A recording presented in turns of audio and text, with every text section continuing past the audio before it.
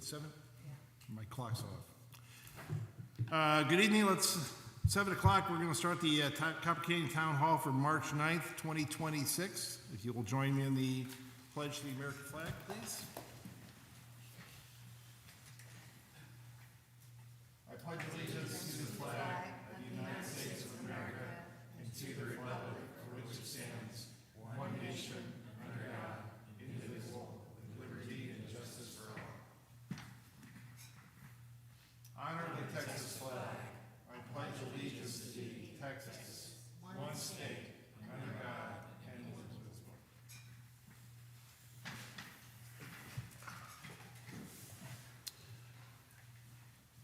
Thanks everyone for coming. The first item on the agenda tonight is an executive session. The town council will convene with our lawyer for consultation with the lawyer concerning an agenda item that will be discussed later on, and I will call that starting the executive session at 7:01.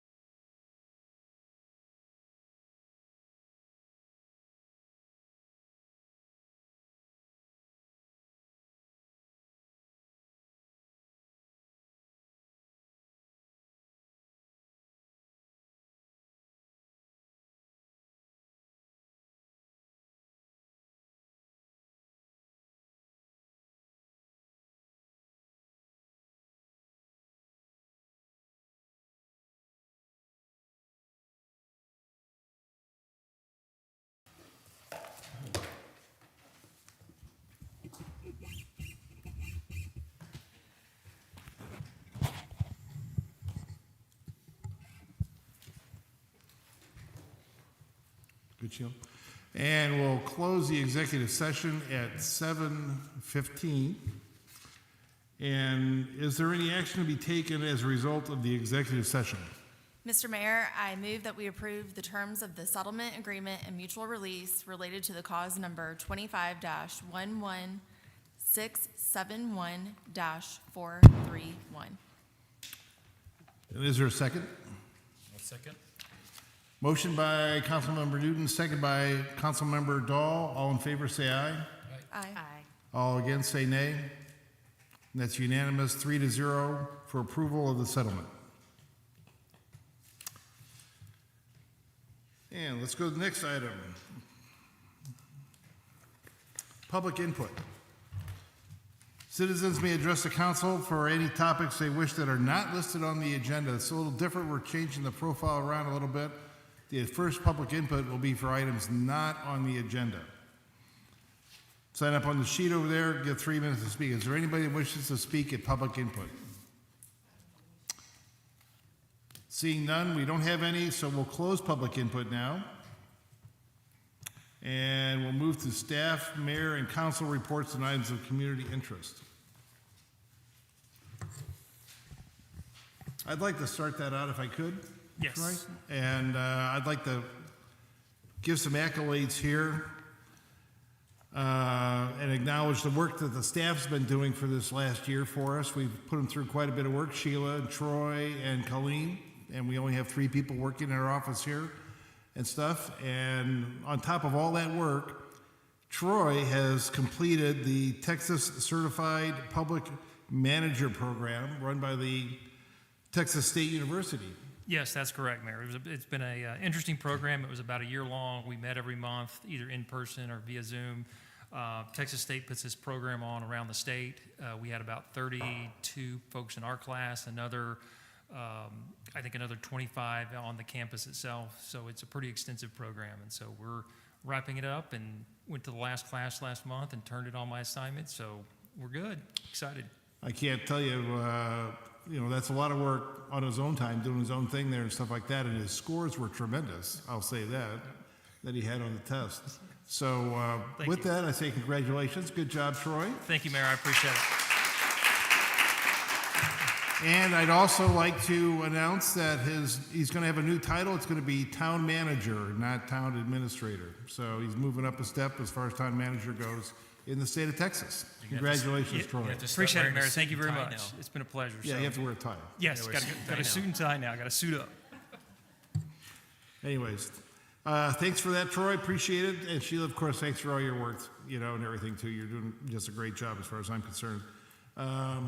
Troy, do you have anything else that we need to talk about for that items there? No, Mayor, I think we're good. I think the next item we'll have Yvonne here to kind of talk a little bit about where he is with the ordinance review and kind of give us an update. He's got a small PowerPoint presentation as well. So I'll turn it over to Yvonne and let him give us a quick update on where he's at with the process. Good evening, Mayor, Town Council. I have a quick update for you guys. So Yvonne Gonzalez with Place Strategies, and I wanted to review first, it's been a while, since the last meeting that we had, an update, and then for anyone in the public as well, what this process is. And so, we're reviewing the town ordinances. There's 14 ordinances in all, and this is split up in 2 phases, how we're reviewing this. And so the first one is really a technical corrections phase, which I'll get into during this update. And then the second phase is just a full diagnostic that takes into consideration, administration, best practices, community feedback on kind of issues or, just things that are recurring that can continue to come up in everyday business. But here's kind of the process. There's the ordinance review, the technical corrections part, which I'll get into today, the community feedback, which we have received from Troy. Thank you, Troy. We've received some feedback on that, on some just items that are recurring in Copper Canyon, and then we'll have the ordinance diagnostic shortly after that. Here's a look at what that schedule looks like. We completed the full ordinance review in December. we went ahead and had a kickoff presentation and understanding of the scope back in January. And then our technical corrections, we were completed last month. And then, we were looking for community feedback and direction, which we did get, this last week from Troy. And then we're looking to be able to present that full ordinance in April, is kind of how the timeline is stacking. So as far as progress goes, I want to go into a little bit of the technical corrections portion of this. This portion is going to be largely missing or incorrect references, regulation conflicts, practical administration mishaps, can things be enforced in day-to-day action, and is it hard to enforce, or are there just misspellings, corrections, inconsistent clauses between chapters. That happens a lot when you update one but not the other. So those are the things that we were looking for in this process. Here's a kind of a look at what the ordinance looks like when I'm reviewing this. I'm highlighting references. I'm highlighting components or definitions, and then kind of just taking a look and seeing how is this referenced in other ordinances, and kind of coming back and forth between all the ordinances, making sure that there's consistency. So after reviewing the key categories that came up, and so this isn't exhaustive, but these are the key ones that came up the most when taking a look at this. And so outdated references and state law changes, that was one of the bigger ones. It's just outdated items. I put an example of each one of these categories in here, and we'll have the full red line review of the ordinances that town council will be able to review as well. Just submitted that back to staff, and I'll go into a little bit more on that process, but correcting references to the Building and Procurement Commission, which has since been abolished. That commission doesn't exist anymore, but it's still referenced in our ordinance. And so having to go back and taking a look at who took over for that commission. And then what I found, there was a particular department at the state that took over it, but not particular to that clause specifically. And so then we kind of went back and forth. And the other shout out I want to give is to the town attorney, Deborah. She was able to review these as well. And so we kind of went back and forth on that. So thankful and on their assistance on that. The second category was inconsistent formatting and misspellings. So just this is pretty typical just throughout, updating ordinances. There are things that are just inconsistent from ordinance to ordinance because they were written by different people at different administrations, and then just misspellings that are to be corrected. Incorrect chapter placement and authority. So there are certain clauses in certain chapters that are better situated in a different ordinance. And it comes down to the authority to enforce that clause. So an example of that is, in Chapter 3 building regulations, there were a lot of clauses that actually referred back to the subdivision ordinance and, design in that. And so while on the surface, not a huge deal, it actually is, because the way that you vary and you specifically administer those clauses have a different state chapter and how you do those. And so we want to try to get those all into the same chapter, because that's how you can administer them more equally. And so there are just a few clauses that would better be into a subdivision ordinance versus building. Same thing with zoning. There's a couple in there that would be better served under zoning because of the state legislative side of items. So that was the third category. And then administrative flexibility was the fourth category. And so this is, this is more best practices. So in the ordinance, specifically in Chapter 1, it details, town council when you meet. Mondays. And then it goes into, based on that Monday, when do you have to have the agenda out?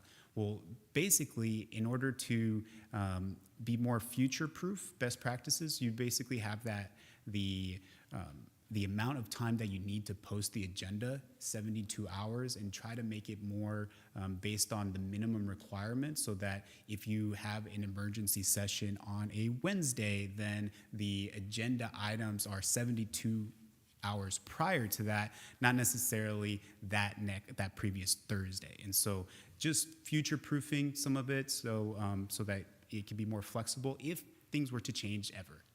And you don't have to go back specifically to change Monday to Tuesday or Wednesday or whenever that happens.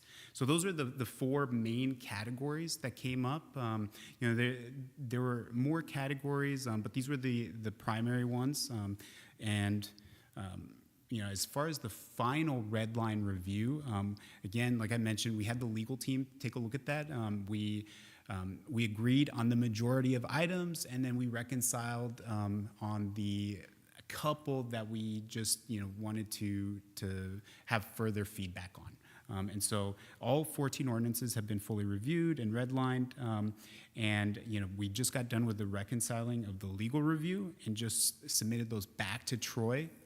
So now we have a full redline document that can be used to move on for the town council as soon as April, if you guys choose to. Again, that's back to staff, so depending on availability, agenda items, and that type of thing, up to you guys on when you guys would want to take action on that after you guys have done your review. But then from that, the next part of it is going to be taking those items that Troy has sent to me and taking a look at the ordinances and creating a full diagnostic for a full review with town council as well. So that's the next step. With that, I think that's my last slide. I can answer any questions at this point, but I can kick it back to the mayor. So to make sure we're clear on everything, Yvonne, you're not changing any ordinances at all. You're not changing the philosophy of them, how we utilize them, how it impacts our people. You're just correcting the technical aspects of it right now. That's correct. So that's to make sure everybody's clear on that. Thank you. Anybody else have anything else, questions for Yvonne? No. Very good, thanks. Appreciate all your work. You're doing a great job. Are we going to try to do that in April, you think, or? Yeah.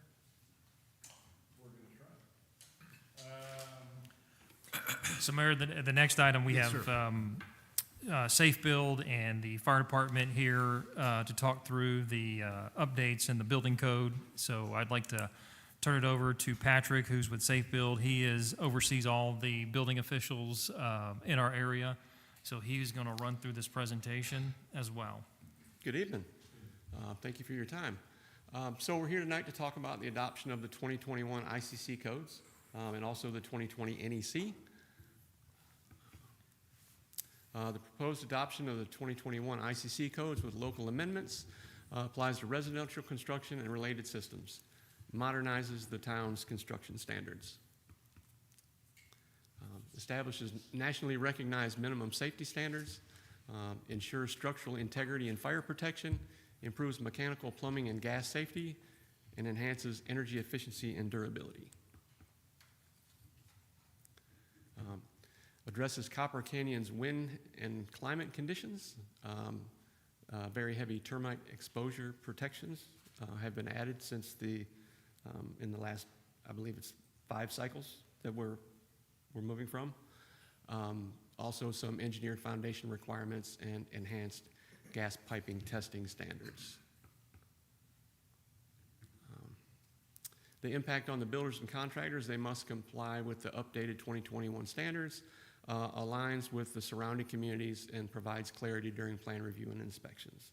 Right now in Copper Canyon there is a little bit of confusion because your adopted ordinance is the 2006, that unfortunately there is a state requirement that no longer allows for the 2006. The minimum standard for energy is the 2012, 15, and for residential construction is the 2012. So everything that's being built now is being built to that standard in Copper Canyon. Yeah, so that was our 2009 version where we were currently at, not 2006. But he's correct, and so now this brings us up to speed.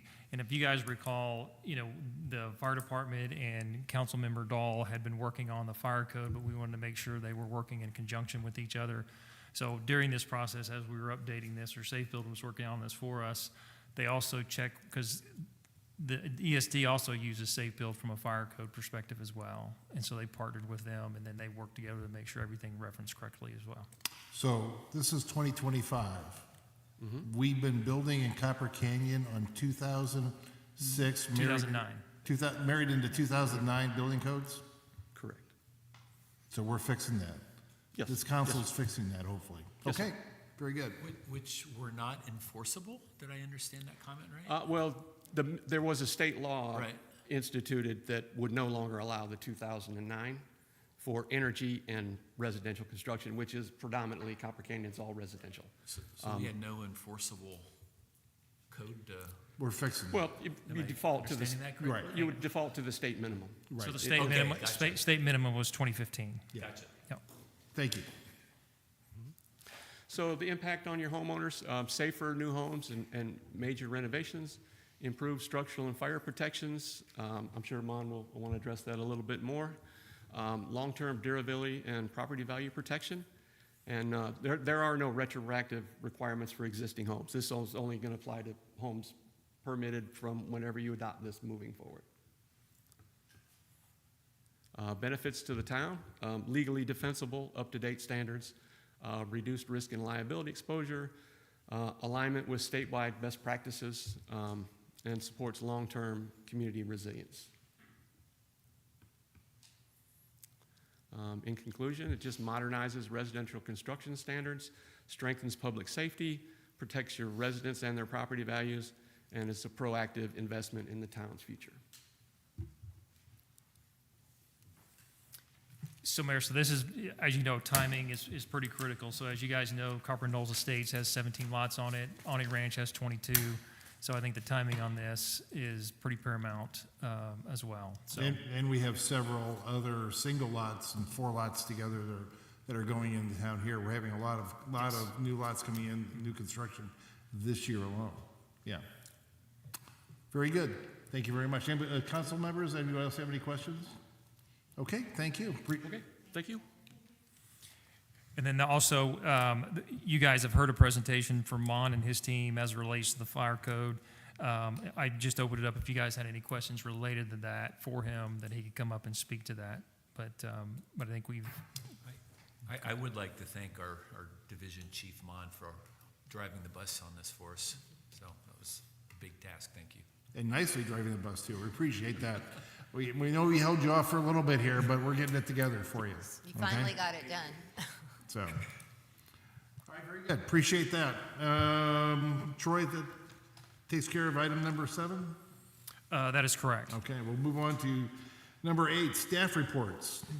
Back to Troy. Yes, so Mayor and Council, just some quick highlights. Guardrail on Chin Chapel's been repaired, and we sent them the check. That was reimbursed through insurance, so we got that taken care of. We've got working with the vendor on Shred Day coming up after Tax Day, so we're just confirming a date for that. We'll talk a little bit about the financial audit tonight. We'll kind of give a big picture. What I'll tell you is the auditor who did our audit did a great job, and he had a family vacation plan for a while, but he's willing to come back in April to present the full deal. We've got one of the developments, Twin Oaks, if you guys recall, that's on Hickory. We had a pre-construction meeting with them this week, and they are, or last week, they are ready to go. So you're going to see some movement over there on those 4 lots, right on the curve on Hickory. Have Phil- those lots been sold? Because they still have them. for sale. They believe they have 2 that are going to go up pretty quick. The other 2, they're still kind of pending, but Okay. they think they're going But to. they're going to start construction or Yes. the pre-plat process? Yeah, you'll see the silt fencing go up around the perimeter, and then they'll start doing all the improvements. They had some drainage detention ponds to do as well, so they'll get all that done, and then you'll start seeing the homes after that, from what we understand. So yes, that's coming soon. And on your last item about the renewal of the lease with the Corps? Yes. On the equestrian trails? Mhm. Remember, I had people reach out to me, what was it, 4 or 5 months ago? Right. let's talk, I'll show you that correspondence and then. Okay. Because that has, some effect on that. Oh, they wanted signage and who was Yes. responsible for that. Yeah. This, that, Yeah, and I finally got them to respond this last month. I've been Okay, yeah. sending emails since December, but yes, we can certainly talk about that. Okay. It's in progress. I finally got a hold of the contact person, the real estate person, and so we're going back and forth. Mentioned that we wanted to get that done hopefully in March, but no later than May, even though the lease is not up until June. I'll let them know that you are working on it. And Yes. We'll get back to them as soon as we can. Okay, certainly. Okay, Perfect. thank you. We have a March 16th P and Z meeting coming up as well. We've got Copper Knolls Estates. If you've been driven by there lately, they've got the landscaping in. They're going to get a electrical meter so that they can actually turn their irrigation system on. So that's coming here shortly as well. And then we will schedule a final walkthrough to approve all their public improvements. Because if you remember in a new subdivision ordinance, even though it's a private residential subdivision, it's public until we approve it, and then it gets turned private after that. So that has yet to be done, but we're thinking that will be done in the next couple of weeks. Awney Ranch, lots of activity over there. As you guys may have noticed, they mobilized the batch plant last week before the rain hit. They got probably about half of the street done, because it's a U-shaped. And so I think they're just waiting for weather to break to do the other half, but they made a lot of progress in that first week. So as soon as they finish those streets, then that batch plant goes away. Hacienda, that's going to be right here on the corner that used to be called Quarter Horse. They had filed a new application because their previous application has expired, if you recall, and so they're going through the preliminary plat process, and so we're evaluating that, and that potentially was going to go on the 16th, but the feedback from their engineer didn't get back to us soon enough to be on the agenda, but it was a public hearing, so we're going to still meet and kind of discuss it. So that's where we are with development. Roger's out at a training, so if you have any questions related to the PD, I can take those down for you guys. And then engineering to kind of, there was the line item that was kind of getting a little high, so we had instructed our engineers, if they don't have a plat or anything at the council meeting, then they get to stay at home, and we can bring questions to them. So if y'all have any questions around engineering, just let me know, and we can address those. And then with that, I will turn it over to the chief, Vaughn, and let him come up and talk a little bit about his updates.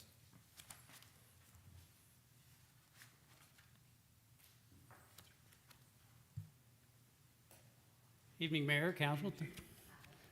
First, I just say kudos and thank you so much to Troy Mon and Councilmember Dahl for all the hard work on the working on the International Fire Code.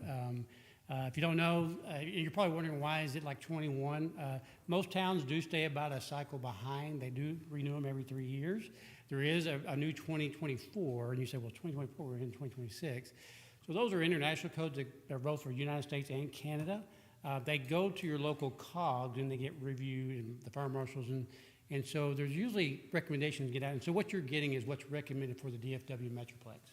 Keep in mind the contractor who builds your pool in Copper Canyon is the same contractor that's going to build a pool in Dallas. And so the idea is they try to have a consistency across the Metroplex because we're not the same as Cincinnati, but we're probably the same as Louisville.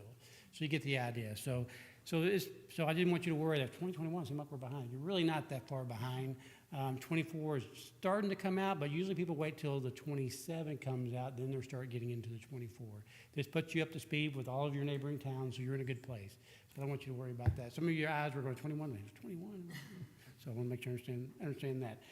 In terms of for the ESD, you should have the monthly report. We finished that up today. We as I reported last month, the fire service and the state of Texas has changed the reporting system, so we are getting better at changing the data metrics on going from INFRS to the NERIS reporting system, but you should have their report. We also finished our annual report, so we have an annual report committee, and our staff worked together with the committee, and we've completed our annual report. You'll be getting this. It's hot off the press. It will be approved at our next ESD commissioners meeting. And then from there, we will send it out to all the stakeholders. Each of you will get it. And then we will also schedule our community advisory stakeholder meeting where some of you will attend that. And we'll talk about the annual report. We'll talk about our kickoff the budget season. April's coming up, so that'll be happening soon. And then, of course, the new station is coming along as well. In terms of February, it was a busy month for us. We had our awards banquet. We do that every year, and so we had a good time fellowshipping. It's one time a year where I can get all the firefighters and paramedics together, and we have a good time fellowshipping, giving out awards and recognitions. So it was a good time doing that. We also made a trip to Canada for the modular building. It's being shipped today, so it's coming down. We're inspected it, and it should be early summer. It'll be open in North Lake, so looking forward to that. And then the big thing we got this month, we got a grant from CoStar. We actually got it in 2025. We got a couple of grants in 2025 for fire blankets. So it's a big challenge across the fire service right now is all these electrical vehicles and all the lithium batteries and all that stuff, and the e-bikes and the e-scooters, which is a whole hot topic right now. I could talk for a whole session on that.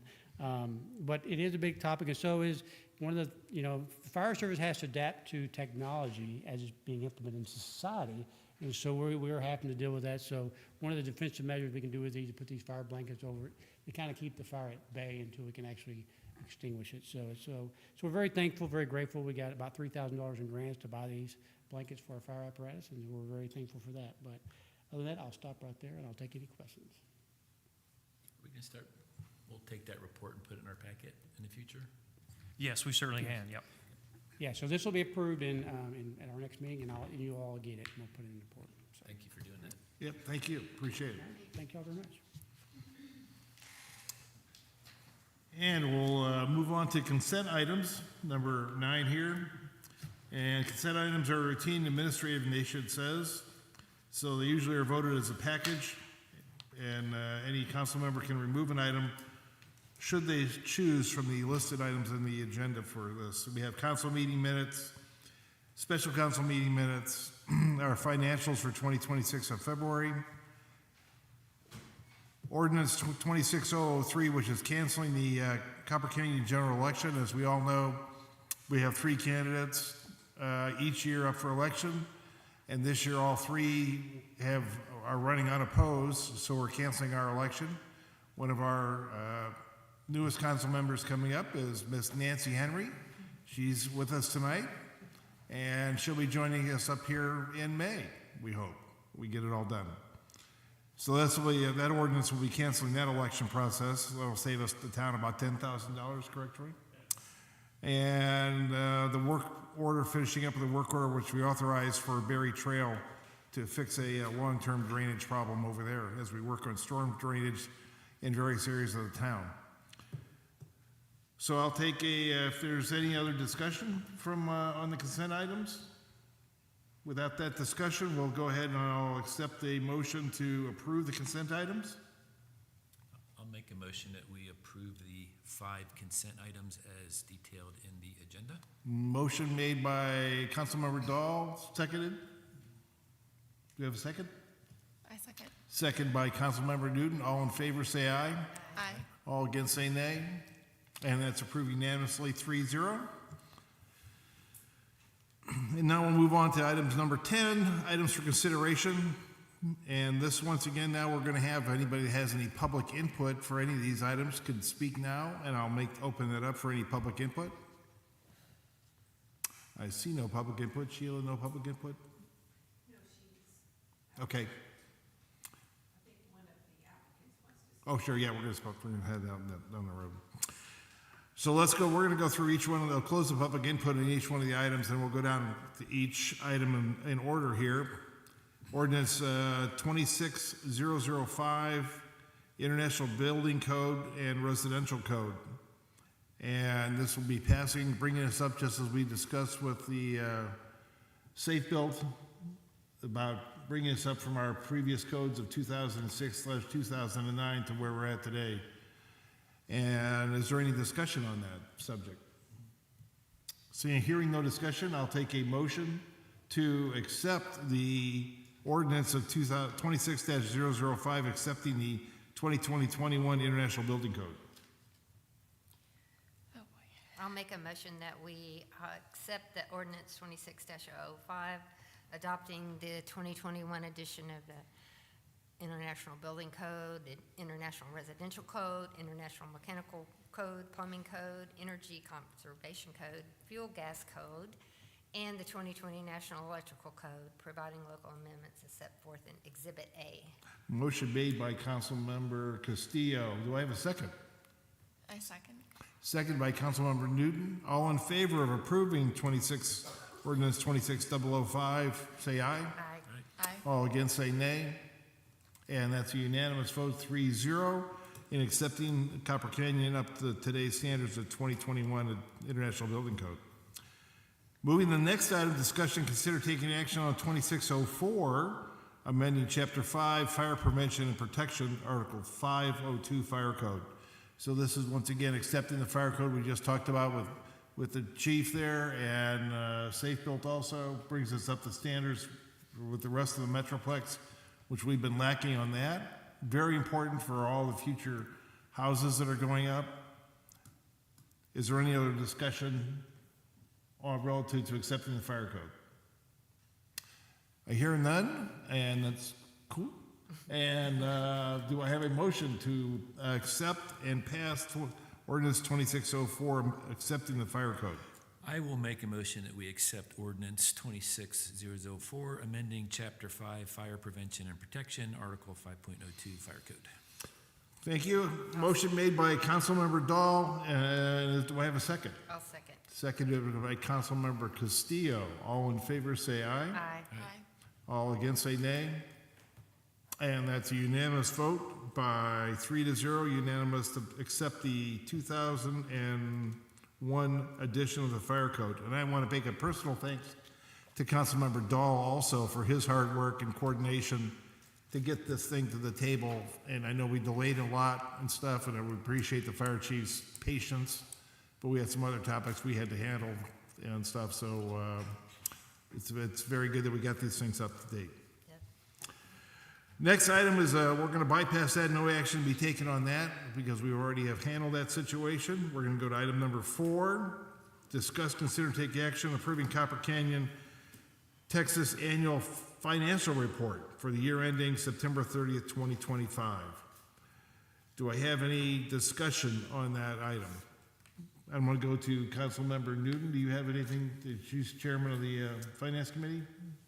No, we have done, oh, we have this, yes. Troy's got a PowerPoint. Troy's got a PowerPoint.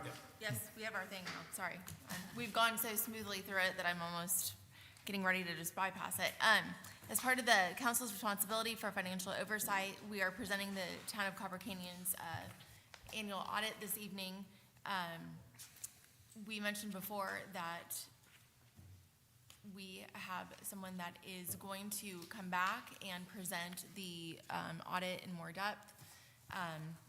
But I'm pleased that we are able to share that this year's audit was completed early, allowing us to meet the state's March deadline early. This reflects improvements that we made this year, including transitioning to a new auditing firm, and continuing to strengthen our financial processes. I'm thankful, and I just want to say thank you to Sheila, to Troy, and to Jeff Dahl as we continue to move forward in meeting in quarterly sessions to discuss any questions that we have, to overlook the budget, to ask questions, and to continue to have oversight in different areas. Our independent auditor, Carl Deaton, was unable to join us, so our town administrator, Troy, will walk us through a brief overview of the audit results. The audit dated February 26 was conducted in accordance with the government auditing standards. I'm happy to report that the audit found no material weaknesses or significant deficiencies, which reflects the strong internal controls and financial oversights that are placed for our town of Copper Canyon. With that, I'll turn it over to Troy to walk us through the highlights. Thank you, Councilman. So I just want to give you guys a quick overview. As it was mentioned, Carl Deaton will come back and do a full presentation if that's y'all's desire to do that. He's happy to do that in April, at the April meeting. So looking at the town's financials, as has already been mentioned, it was a clean report, no significant findings at all. We have a lot of internal controls that we do between Sheila and I and the court, so we've got good reviews on that. Our general fund balance is about $5.3 million. Our unassigned revenue is 3.6. So we're looking, really good from a financial perspective. Our large-term debt, we had paid off a couple of our tax notes last year as well, so our debt's decreasing.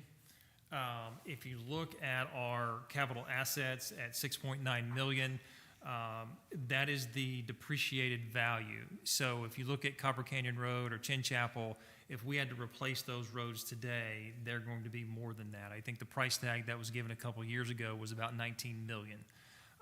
And so this is just keep in mind as municipalities do these audits, we have to depreciate those assets. So that's what that's reflecting there.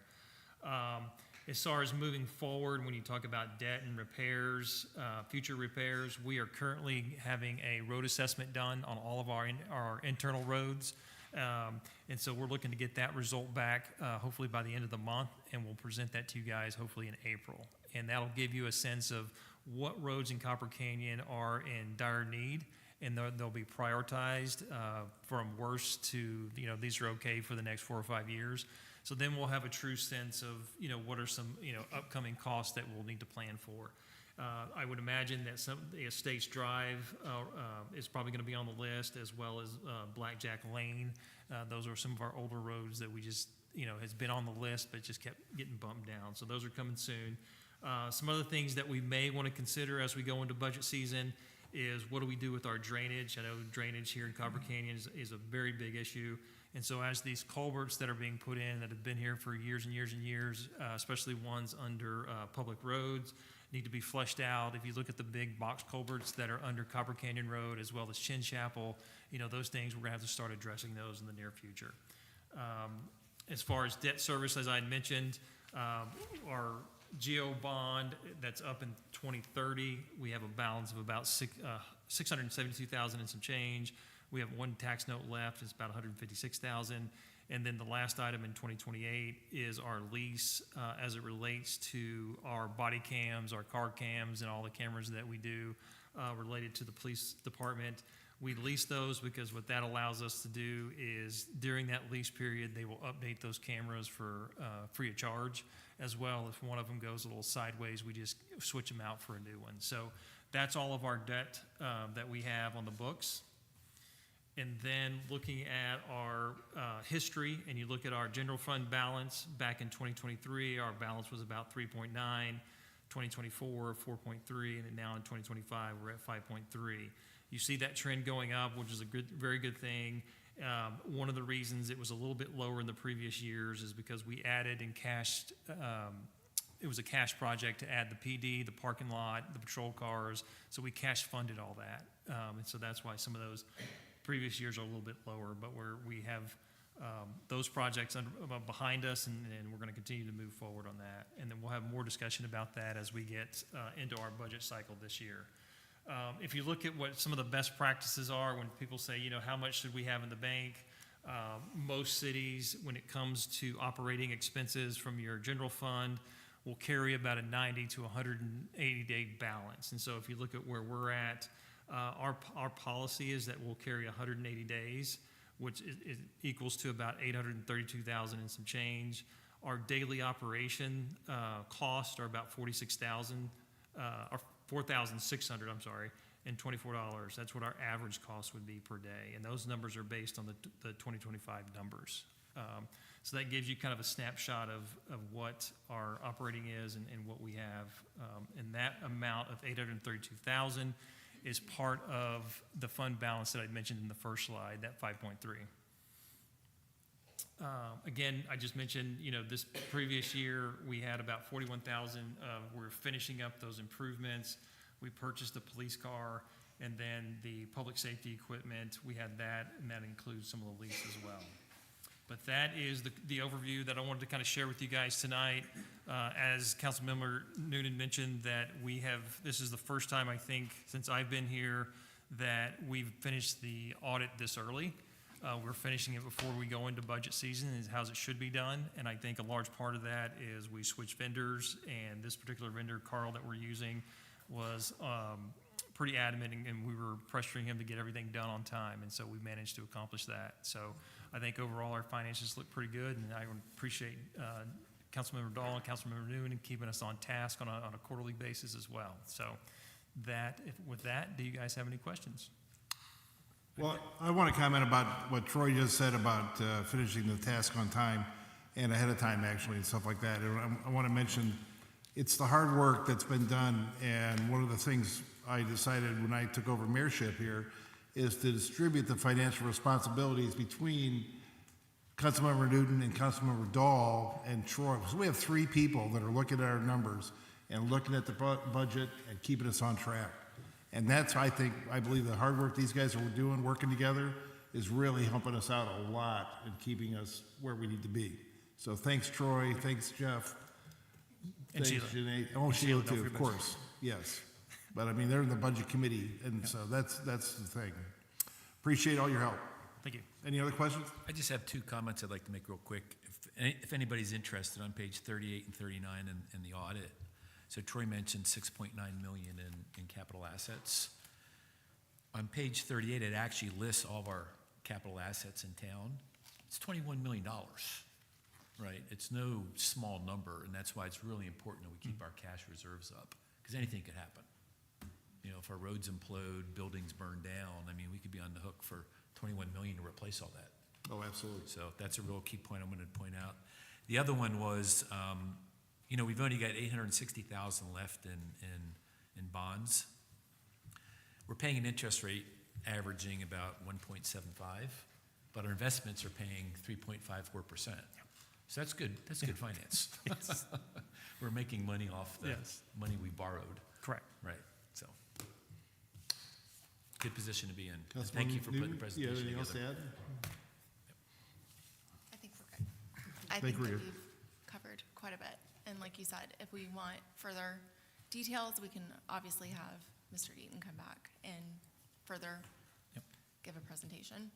Sure, absolutely. If that's the council's desire, we can have him come back in April. Sure. Well, it's a good report, no question about it. I'll back up what Jeff said about, Councilmember Dahl said about the roads and stuff like that. I go to these mayor meetings around the Metroplex, and when I'm there, probably the number one thing that every single mayor complains about is the cost of building roads and the cost of maintaining the infrastructure on the roads and stuff like that. So, you know, we're A, lucky we have money in the bank. B, we're also lucky that we don't have many roads that we have to maintain.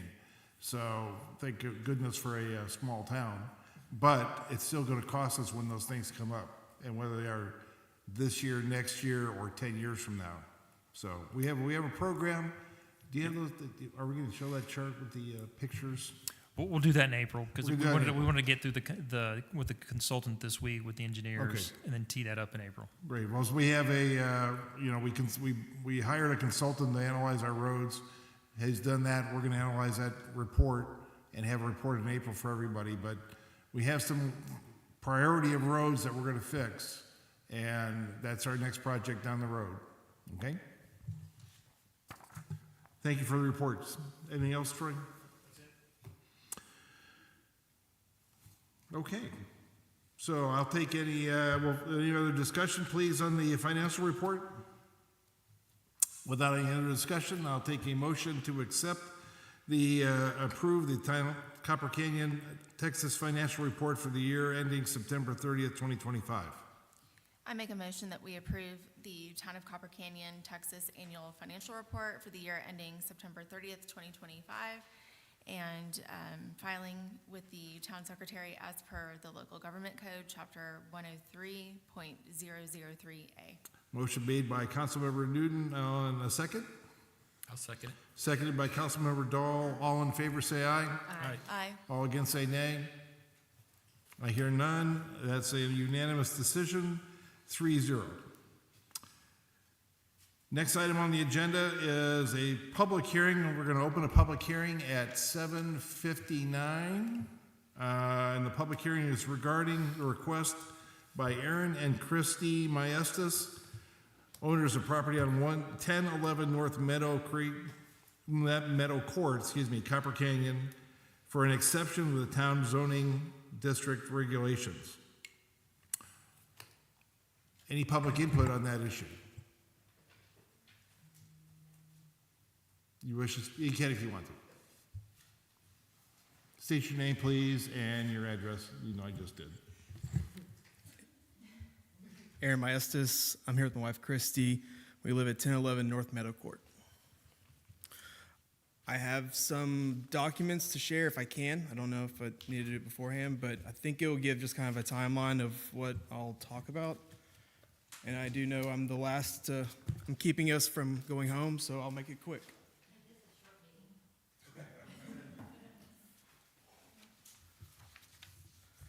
So on that first page, you're going to see a timeline of just kind of the permitting process as well as the inspections for an accessory building that we put on our property. This started in September, and we're here to respectfully ask the town's assistance in resolving an issue that recently came from the accessory building, specifically to request an exception to the zoning ordinance so that underground electrical service can move forward from a pole that is in our backyard along the property line inside our fence to the accessory building. So beginning in September, we followed the town's process as directed. I contacted Safe Built for guidance on permitting an accessory building.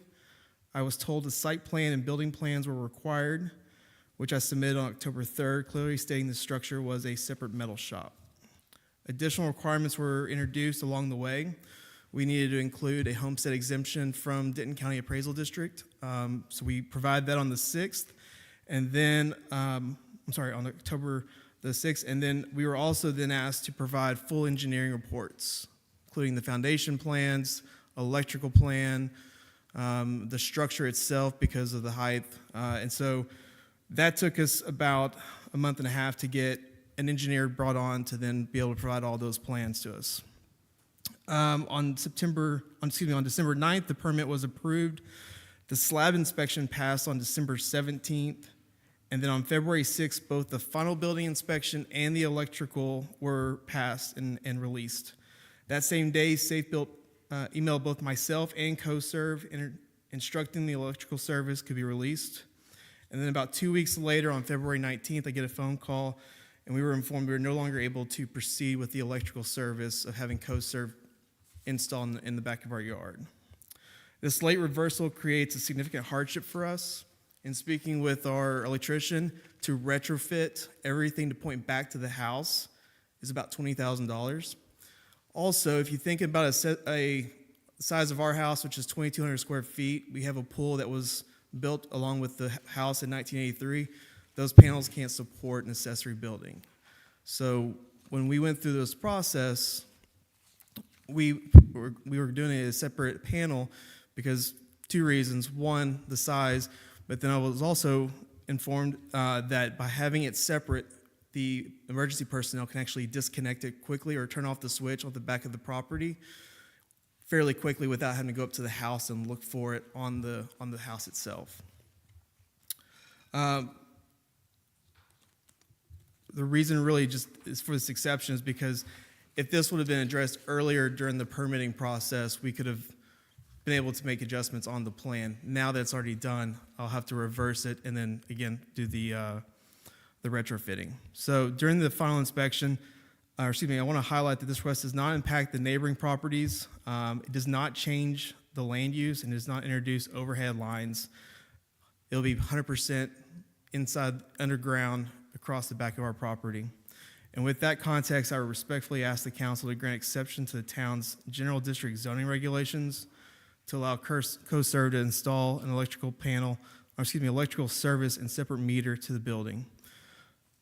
This is a narrow site-specific request that aligns with the approvals already granted and the inspections that already passed earlier in February. I'm not asking the town to disregard its ordinances, but respectfully ask the council to allow a site exception, and I appreciate your time and consideration in allowing this project to be completed. Thank you. All right, thanks. Any other input from the public? Okay, well, I'll mention a couple things that I'd like to mention. One is, when I live in the same neighborhood that you do, and when I drive around there, I've counted myself 7 different places that have two power ports on their properties. Yeah. We made the changes a few years ago on our ordinances that affected 1 acre lots tremendously above and beyond what the effect was done on 2 acre and 5 acre lots in Copper Canyon. And that significantly changed, and that's why we're here today with this, because that change that was made back then. But I think that you know and I know both that what you're proposing is nothing different than what is occurring and has occurred in other houses right next to you, Correct. right, in the same neighborhood. Yes, sir. So it's not your fault, in my opinion, that you're here, but it is our ordinance. It was passed before. So that's my input to you and stuff. Does anybody else have any other comments that they'd like to make too? I had In the public input? I had mentioned to Troy earlier that maybe this is an item that we put in our ordinance list to look at and fix, because it doesn't really make a lot of sense to me why it's in there. Anybody else? Any other public input? Because we're gonna have council discussion after Oh, I this. thought we were discussing. It's still public input. I just wanted to have public input. So we just close his thing and then we Yes. have our discussion. Happy to answer any questions, or I can go sit down. You can go sit down. Yeah. With no other comments for public input, I will close the public at 8:07. And with that, we'll enter into council discussion regarding taking action on a request by Aaron and Christy Maestas for the application of an exception to their property. Does the council have any input to the discussion? Councilmember Newton, you're shaking your head? I'm just kind of curious that I hear the things that you're saying, and I would like to know how to answer those things from a perspective of, can you help me understand from a legal standpoint that I don't know how to answer those questions? Like, I understand that this is the ordinance that is existing right now. This is what's legal. I understand that it doesn't make sense, but can you help me? The town council is authorized to make We just exception. make the exception. We can make an exception to any ordinance you want. Can Yeah. can I understand, one of the things that he mentioned was that the panel is more emergency. That doesn't matter. We can make the exception. Is that what I'm understanding? Okay. Then I don't have any questions. Okay? Councilmember Castillo? When you were talking about the emergency, like I That was think- just a shut-off switch. Right, the shut-off That's switch just a in the shut-off back. switch to the power. So it makes it easier for, like, if they had an emergency, can I ask the chief? Mon or chief, can you answer that question? That Yeah, if- I was just curious if that exists for other. Yeah. So obviously, and I don't know the house, I don't even know how much work's being done to the house, but a house built in the 80s used to have a breaker panel. Newer houses and newer construction, you're having to put a panel on the outside. And so that's just something to do because it makes it easier, instead of us trying to run through the house to find the breaker in the smoky conditions. Now there's breakers on the outside, so you can shut the power off the outside. So it does make it a little bit easier for us, yes. That So- was what Mr. Mass's comment was, I believe, and also from the fire emergency standpoint, is that if the box is on the back side of the building, which actually is next to Jernigan, his accessory building, that if there was an emergency in that building, a fire, they turn it off there instead of having to go into their home, in their garage for that accessory building. That's what his comment was. Each electrical panel in your house has a master shut-off switch in it. So They used to not. So there would be a separate one for that accessory building, That building but would it have its wouldn't own be, panel and it would have an exterior breaker, basically a breaker box, think. but it would be separate from that Yeah. main house. Yeah. Okay. In case fire- Which actually would be a benefit Oh, yeah. than trying to tie this whole mess back into the. Exactly. Yeah. Okay. And I hear that. I have a couple more comments. I looked at the timeline, and I think that they did what they were, they followed the process. And, at somewhere there was a disconnect, a failure to communicate as far as the electrical box. I understand, they did everything that they were supposed to do. I think that Safe Built gave them the proper tutoring along this, and I have had conversation with Aaron about this, and the timeline looks good to me. I think it was just at some point, now, here we are, we've got the building, and for whatever reason, they didn't see the ordinance or it wasn't told, so I don't know. I feel like that it's it's something that we need to go ahead and consider, because I don't think that a $20,000 electrical line dug is gonna be something they need to do at this late stage. Any comments, Jeff? Earlier, Okay. that was my discussion point. Okay. I just You wanna need this understand- question from me? Thanks. Oh, yeah, thank you, thank you. I just, can you help me understand how this ordinance from Safe Built was not found? Like, Because I found out that when you submit electrical plans, you don't have to put on the electrical plans where you're gonna enter the building with service. So they looked at the building plans, but the plans that were shown, it was just the lights and things. If there was a panel on there, which is not required to be shown in the electrical plans, they would have noticed, Safe Built would have noticed, says, hey, you can't have 2 meters. And they would have solved it then, but they didn't because that's not required in the plans. Right, Safe Built inspectors? So the point is, we see a hole that fell through, everybody fell in this hole, and the repetition of what's been done previously, you can see one of your best friends has the same thing in our neighborhood. So, you know, it's just one of those things we're gonna have to fix. But this wouldn't have been a problem if we hadn't changed the ordinances a few years ago to the detriment, in my opinion, of 1 acre lots. And so, we can't fix that no, today, it's but fine. I we just can wanna fix it understand where for the somebody. I wanna understand where the disconnect Yeah. happened for you.